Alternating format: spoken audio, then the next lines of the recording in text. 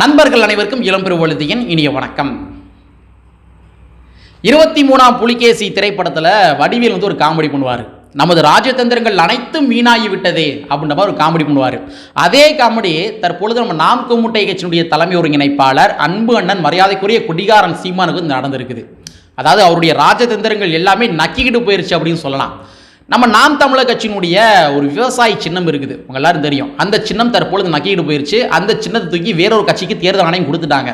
So அதனால நம்ம நாம் கூமுட்டை கட்சியில் பயணிக்கின்ற கூமுட்டை தம்பிகள் எல்லாமே பயங்கரமான மன உளைச்சல் இருந்தாங்க. சீமான் அவர்களுமே பயங்கரமான மன உளைச்சல் இருந்தார். எப்படியாச்சும் இந்த சின்னத்தை மீட்டெடுத்துட வேண்டும் என்ற காரணத்துக்காக ஒரு சில ராஜ தந்திரங்கள் எல்லாமே வகுக்கிறாரு. ஆனால் அந்த ராஜ தந்திரங்கள் எல்லாமே நக்கிட்டு போனதோடு மட்டும் இல்லாமல் தற்பொழுது இரண்டாவது முறையாகவும் கூட அவருடைய விவசாயி சின்னம் நக்கிட்டு போயிருந்திருக்குது. அது என்ன சம்பவம் அப்படின்றத இந்த காணொலியில் கொஞ்சம் டீட்டெயிலாக பார்க்க போகிறோம். அது மட்டும் கிடையாது, அவருடைய கட்சியில் எப்பொழுதும் என்ன சொல்வார் அப்படின்னா, நாங்கள் பெண்களை சரிசமமாக நடத்துவோம், எங்களை மாதிரி வேற எந்த கட்சிக்காரனும் சரிசமம் நடத்த மாட்டாங்க. பாருங்க, நாங்கள் நாடாளுமன்ற தொகுதிகளில் கூட பாதி பெண்களுக்கு பாதி ஆண்கள் கொடுக்குறோம். சரிசமமாக நடத்துகிற ஒரே கட்சி எங்கள் கட்சி தான் அப்படின்ற மாதிரி பல இடங்களில் நம்ம அண்ணன் சீமான் அவர்கள் மார்தட்டி பேசியிருக்காரு. ஆனால் அந்த கட்சியுள்ள இருக்கிற பெண்கள் இருக்காங்க இல்லையா, அந்த பெண்களுக்குள்ளேயே ஒரு சில பாரபட்சத்தோடு நடந்திருக்காரு நம்ம அண்ணன் சீமான் அவர்கள். அது என்ன சம்பவம் அப்படின்றதையும் இந்த காணொலியில் கொஞ்சம் டீட்டெயிலாக பார்த்துடலாம். அதான் மக்களே, உங்கள் எல்லாரும் தெரிஞ்ச விஷயம் தான், இருந்தாலும் மறுபடியும் ஷார்ட்டாக சொல்கிறேன். நம்ம நாம் கூமுட்டை கட்சியுடைய விவசாயி சின்னம் நக்கிட்டு போயிடுச்சு. அந்த சின்னத்தை தூக்கி கர்நாடகாவில் இருக்கிற பாரதிய பிரஜா ஐக்கிய கட்சி என்று சொல்லப்படுகின்ற ஒரு கட்சிக்கு சின்னத்தை தூக்கி கொடுத்துட்டாங்க.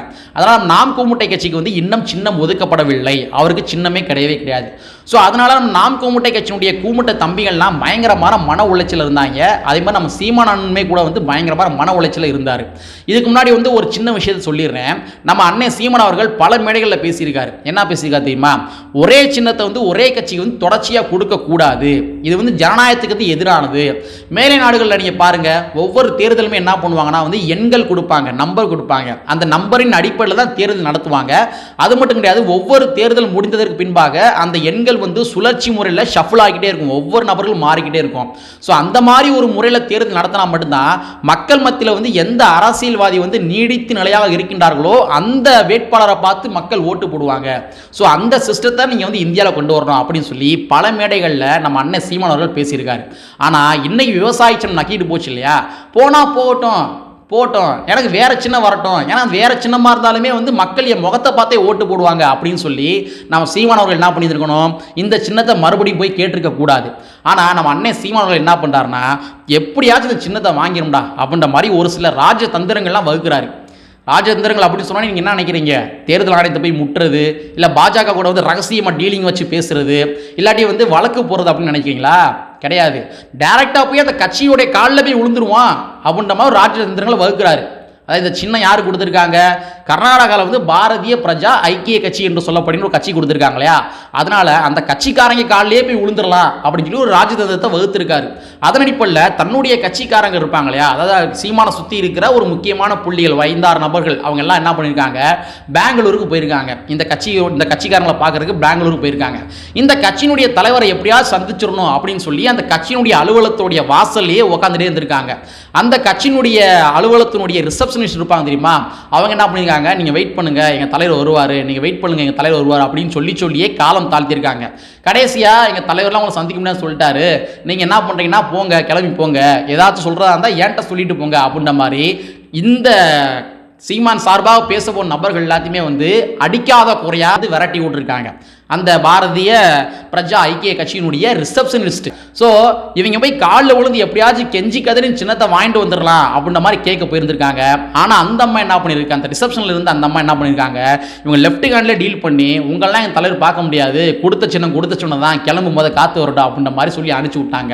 ஸோ இவருடைய ராஜதந்திரங்கள் எல்லாமே தற்பொழுது நக்கிட்டு போயிருந்திருக்கு. ஸோ இந்த சம்பவம் தான் தற்பொழுது சமூக வலைத்தளங்களில் பயங்கரமாக வைரலாக போயிருக்குது. அதே மாதிரி இன்னொரு விஷயம் சொன்னேன் இல்லையா, அதாவது தன்னுடைய கட்சிக்குள்ளே இருக்கிற பெண்கள் இருக்காங்க இல்லையா, அந்த பெண்களுக்குள்ளேயே ஒரு சில பாரபட்சத்தோடு நடந்துக்கிறாரு சீமான் அவர்கள் அப்படின்னு சொன்னேன் இல்லையா.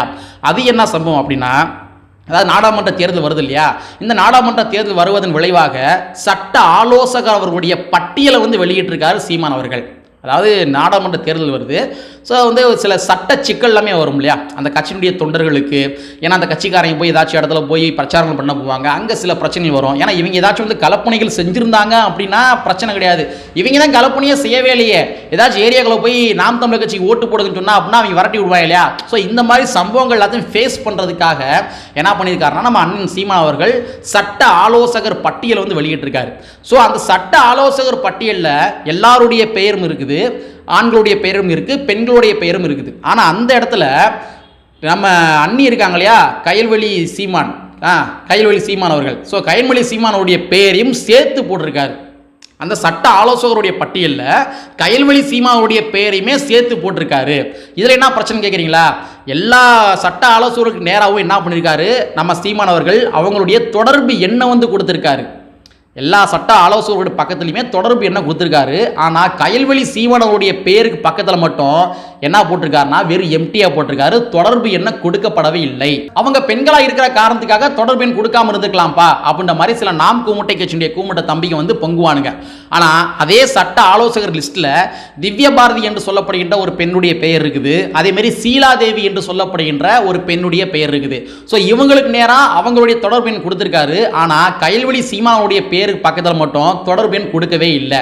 ஏன் கொடுக்கல?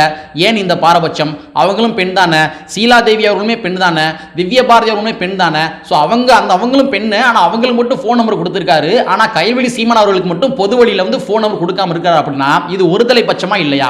இதை நம்ம இரண்டு வகையா பார்க்கலாம். அதாவது கயல்வெளி சீமான் அவர்கள் சீமான் அவர்களுடைய மனைவி, ஸோ அதனால ஒரு சேஃப்டி பர்பஸ்க்காக ஃபோன் நம்பர் கொடுக்காம இருக்கிறாரு அப்படிங்களா எடுத்துக்கலாம்.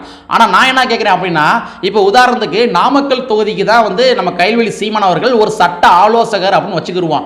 ஸோ ஒருவேளை இந்த நாமக்கல் தொகுதிக்குள்ள இந்த நாம் தமிழர் கட்சியை சார்ந்த தம்பிகளுக்கோ தங்கைகளுக்கோ ஏதாச்சும் ஒரு சட்ட சிக்கல் வருது, ஏதாச்சும் ஒரு பிரச்சனை வருது, நைட் நேரத்தில் போஸ்ட் விட்ட போறாங்க, ஒரு காவல்துறை பிடிச்சிட்டு போயிட்டாங்க, இல்லாட்டி வந்து ஒரு கொடிக்கம்பம் ஊன்றாங்க, இல்லாட்டி வந்து கொடிக்கம்பம் ஊன்னோடனே காவல்துறை வந்து கொடிக்கம்பத்தை எடுத்துட்டு போயிடுறாங்க. ஸோ இந்த மாதிரி ஏதாவது சட்ட சிக்கல் வருகின்ற பொழுது எந்த நாமக்கல் பகுதியை சார்ந்த தம்பி தங்கைகள் யாரை தொடர்பு கொள்வாங்க? சட்ட ஆலோசகர் தான் தொடர்பு கொள்ளணும். ஆனால் சட்ட ஆலோசகர் பக்கத்தில் நீங்கள் ஃபோன் நம்பரே போடல, கயல்வெளி சீமான் அவங்க பக்கத்தில் வந்து ஃபோன் நம்பரே போடல அப்படின்னா அவங்க யாரை தொடர்பு கொள்வாங்க? உங்களுக்கு கயல்வெளி சீமானுடைய சேஃப்டி தான் முக்கியம் அப்படின்னா நீங்க சட்ட ஆலோசகர் அப்படின்னு சொல்லப்படுகின்ற அந்த லிஸ்ட்ல கயல்வெளி சீமானுடைய பேரே நீங்க ஏற்றிருக்க கூடாது. அதையும் மீறி நீங்க பேரை ஏற்றிருக்கீங்க அப்படின்னா அதற்கு இரண்டாவது ஒரு காரணம் இருக்குது. அது என்ன காரணம் அப்படின்னா எந்த ஒரு நாம் கூமுட்டை கட்சியுடைய கூமுட்டை தம்பிகளுக்கும் அறிவு வந்துவிடக் கூடாது என்ற ஒரு காரணத்துக்காக நீங்க கயல்வெளி சீமானுடைய பெயரை வந்து மெல்ல மெல்ல அதில் ஏற்றிருக்கீங்க. அதாவது ஒன்றும் கிடையாது.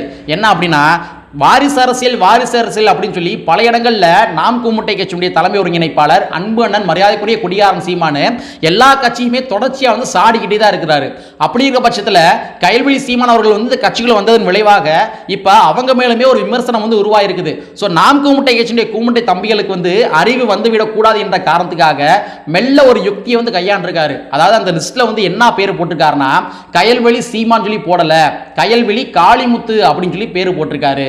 சோ கயல்வெளி காளிமுத்து என்று போட்டதன் விளைவாக பல நபர்களுக்கு கயல்வெளி காளிமுத்து அப்படின்னா யாரும் தெரியாது, ஒருவேளை கயல்வெளி சீமான் போட்டு தான் தெரிஞ்சிருக்கும்.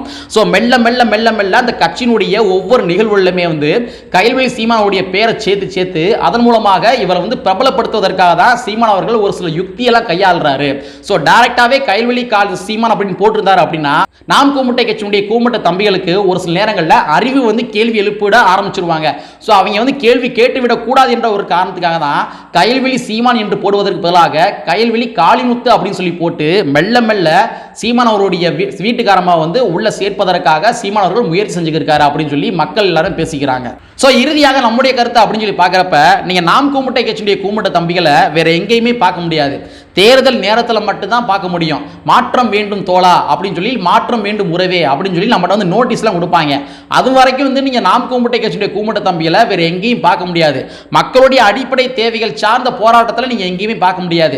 அவங்களை நீங்க பார்க்கறதா இருந்தா சீமான் அவருடைய ஒரு பொதுக்கூட பொதுக்கூட்டத்தில் மட்டும் தான் பார்க்க முடியும். அந்த பொதுக்கூட்டமே எதனை மையப்படுத்தி நடக்கும் அப்படின்னா கனிம வள ஆர்ப்பாட்டம் சொல்லி தான் நடக்கும். ஏன்னா கனிம வள கொள்ளை என்று சொல்லி தான் வந்து கான்ட்ராக்ட்காரன்ட்ட காசு வாங்க முடியும். ஸோ அது சம்பந்தமான போராட்டங்களை மட்டும்தான் நாம் கூமுட்டை கட்சியுடைய குடிகாரன் சீமான் கலந்துக்குவார். ஆனால் அந்த கூமுட்டை தம்பிகளை நீங்கள் எந்த ஒரு மக்களுடைய அடிப்படை தேவைகள் சார்ந்த விஷயத்தில் நீங்கள் பார்க்கவே முடியாது.